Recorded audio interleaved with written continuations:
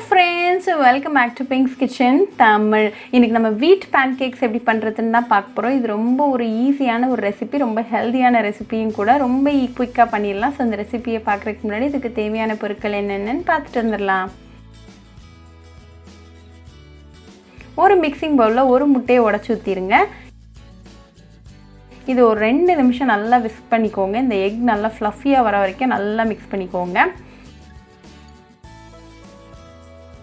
இப்போ எக்ஸ் நல்லா ஃப்ளஃபியாக வந்தாச்சு. ஸோ இது கூட ஒரு 2 டேபிள் ஸ்பூன் அளவுக்கு சுகர், அப்புறமா ஒரு சிட்டிகை உப்பு சேர்த்துக்கோங்க.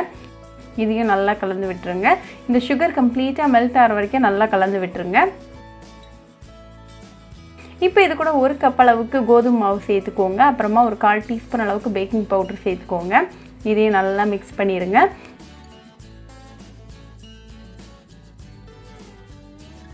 இப்போ பேட்டர் வந்து நல்லா திக்காக வந்திருக்கு. இது கூட ஒரு 2 டேபிள் ஸ்பூன் அளவுக்கு பால், அப்புறமா ஒரு 1/4 டீஸ்பூன் அளவு வெண்ணிலா எசன்ஸ் சேர்த்துக்கோங்க.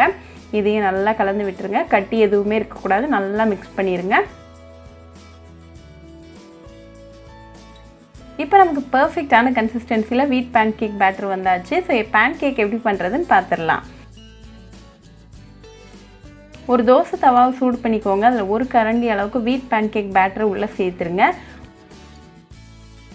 கொஞ்சமாக நெய் ட்ரெஸ்ஸில் பண்ணிவிட்டு இது ஒரு 1 நிமிஷம் நல்லா வேகட்டும்.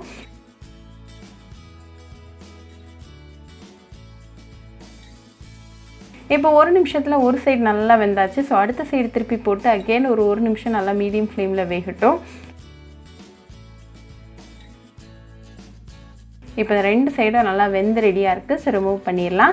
இது நல்லா சூடாக கொஞ்சமாக தேன் அப்புறமா பீனட் பட்டர் கூட சர்வ் பண்ணி உங்கள் ஃபேமிலி அண்ட் ஃப்ரெண்ட்ஸ் கூட என்ஜாய் பண்ணுங்கள்.